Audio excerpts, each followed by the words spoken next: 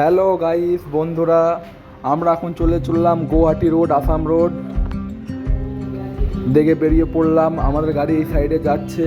তো এই জায়গায় অনেক ভালো ভালো জায়গা আছে, ঘোরার জায়গা আছে, পিকনিকের স্পট আছে। অবশ্য কেউ যদি ঘুরতে আসো, কখনো যদি এই রাস্তায় আসো, তো অবশ্যই কমেন্ট বক্সে আমাকে কমেন্ট করবেন। আমি অবশ্যই আপনাদেরকে সাপোর্ট করব, বা আমার এই ব্লগ চ্যানেলটা নিউ চ্যানেল মেঘা ব্লগ, তো আপনারা সবাই একটু সাবস্ক্রাইব করে নেবেন, সাপোর্ট করবেন।